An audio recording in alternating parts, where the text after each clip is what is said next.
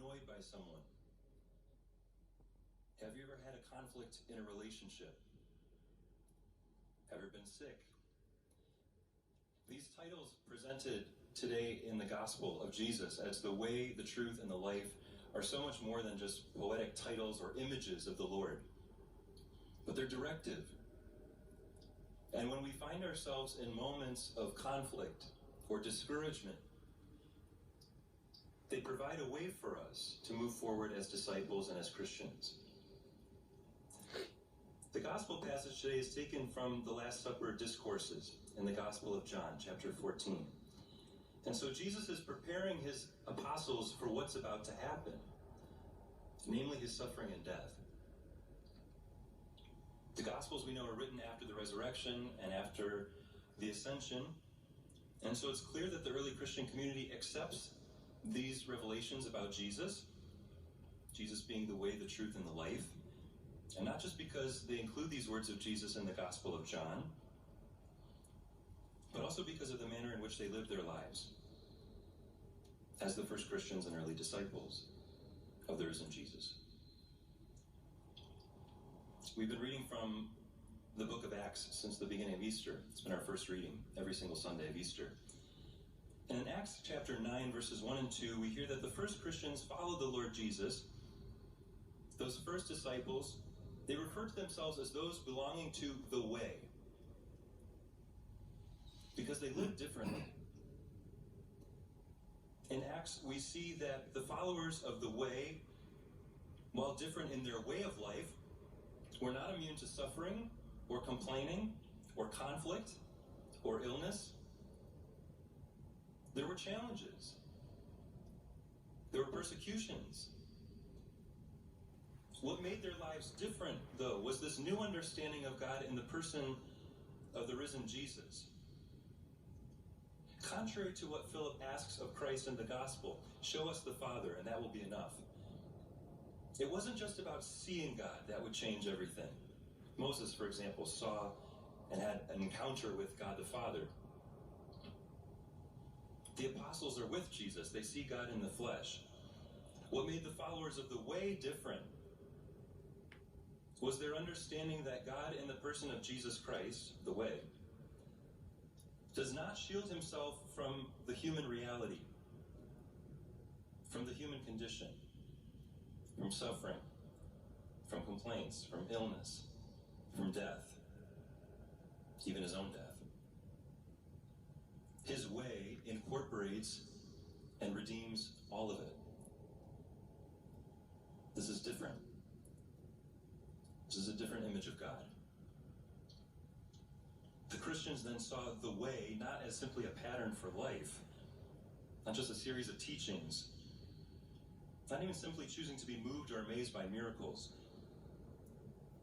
Because those who belong to the way knew that Jesus did not save us by his teachings or by his miracles.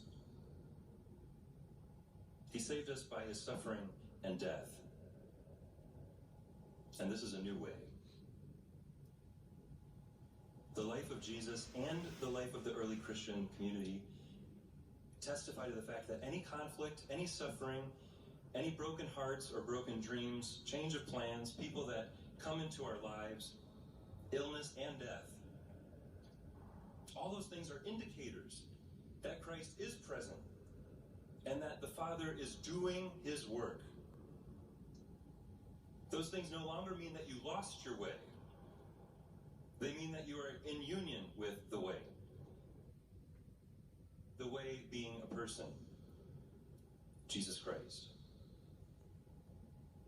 As we look at Jesus' conversation with Thomas in the gospel, we know that we can say Jesus is both the destination and the way. But he reframes Thomas's question. He changes the terms. Thomas asks, how can we know the way? We don't know where you're going. And Jesus says, don't worry about the path or the distance or even the next step. Don't be worried about the past because it's already happened. Don't be worried about the future because it hasn't happened. And if you're worried about the present, grace is still unfolding. The way is not a thing.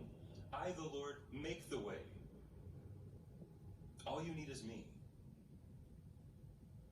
My life is the way because it is truth. What does this mean in practical terms? Say, for instance, you're in a process of discernment right now. Maybe just short-term discernment.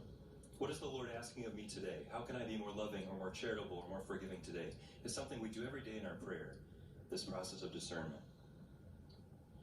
Perhaps you're in a discernment for a longer period of time, trying to find a larger goal in life. What is the Lord calling me to? How will I spend my life? What vocation will I respond to? How can I give myself more radically in this love of Jesus? Or let myself be loved more radically? It's not about finding the path or the distance or the directions. It's about union with God now. Where you find yourself, He's making the way and is bringing you to the place He has prepared. He doesn't ask you to go on a treasure hunt to discover His will. Rather, He says, cling to me, commune with me, give yourself entirely to me. My life in you will make a way. It will reveal truth. We don't need to take any time trying to get there. He has come to take us to Himself. He is the way. He brings us to the throne of grace when we allow Him. And for those dealing with illness, Jesus is not simply present once I'm cured, once I'm whole in the eyes of the world. He's breathing life into me now, unfolding truth about my being and my belovedness and my dignity now. His work is being accomplished. What about those people in your life who love and care for you the most, who are steadfast and faithful? Do they ever annoy you?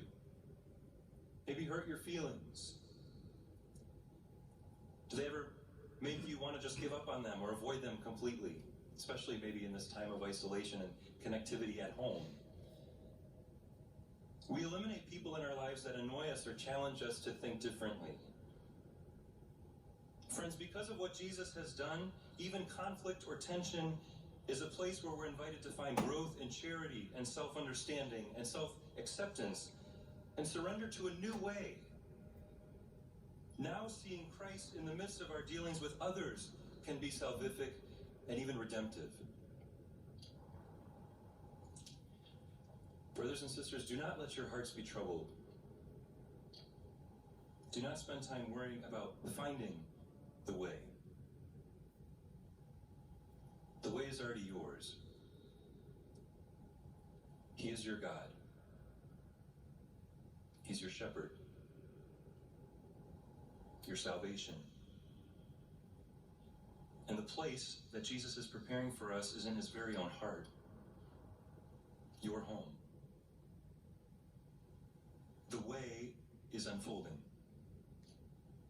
The truth is being unveiled. The life of God has already been received by each of us as an unmerited gift. Now, failure can lead to triumph. Conflict can lead to deeper love. Allowing others to love us will bring us a deeper encounter with God, who is love itself. Because of the glory of the resurrection and His union with us, we can say with Jesus, no matter where we find ourselves in this present moment, that the Father who dwells in me is doing His work.